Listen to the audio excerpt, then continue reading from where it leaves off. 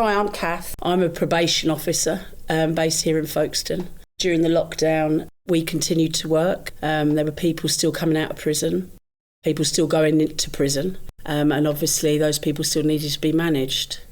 Our office was manned by a skeleton crew. We didn't have the full complement of staff in because of the COVID issues and obviously from contaminating each other.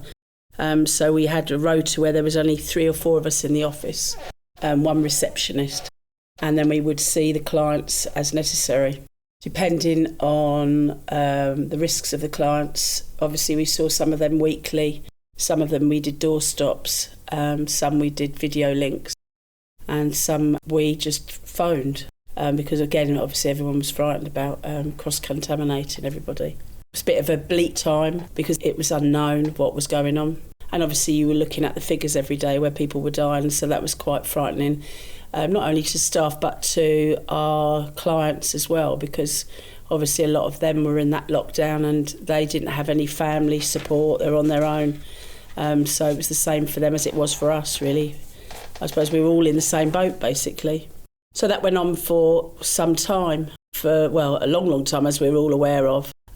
We had weekly meetings with the government to adapt our delivery of our service to each individual's need. So there's a lot of thought going into that, and also at the same time keeping yourself safe. At the time of the COVID, the pandemic, I was feeling quite, I suppose, a bit unsure, but at the same time, because I was working, that took my mind off things, really. So I just concentrated on the people that I was working with and what we had to do as a whole, as the probation service. It was frightening when you watched the TV and saw the news and all the figures. And people, if somebody got COVID, you were obviously quite worried for them because at that time you thought they were going to die. And obviously people were dying. So to keep myself and my own sanity going, I just kept busy going to work, and then when I was going out early in the morning to get a walk, which was good for my emotional well-being and my peace of mind. Being involved in the community was working together with clients in the probation service and checking in on them, doing shopping. If they had to get prescriptions and stuff, we would help people to support them, each other. You know, sometimes we'd get shopping for each other, leave it on the door and just phone them or, to say, well, I've got you this, I've got you that. Obviously, the supermarkets were quite bleak at that time because people were running out of toilet rolls and other non-perishables. But there was an abundance of fresh fruit and veg, which really surprised me, actually. And nobody touched that, which was strange. I wondered if that was because people were frightened of people touching it. But, I keeping busy kept my mind straight. I think if we look back in 20 to 30 years, I suppose for people that are catching up on our history, they'll be quite shocked because obviously nothing had happened like that before for hundreds of years. So I think when it was the Spanish flu.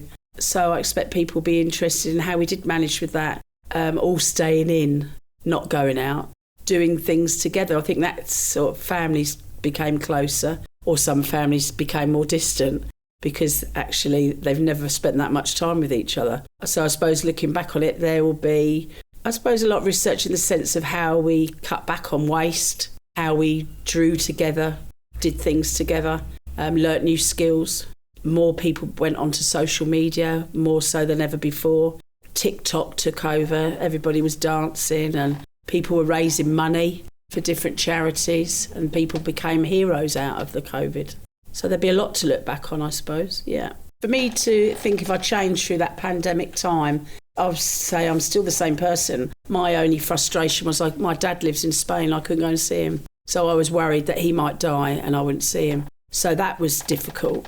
I just wanted to get out there as soon as possible. So frustration and worry, but obviously, thank God we got the phone to check on him. So I think as a person, maybe I became more mindful and looked out for more people, whereas maybe I used to do that anyway, but maybe a bit more, making sure everyone's all right.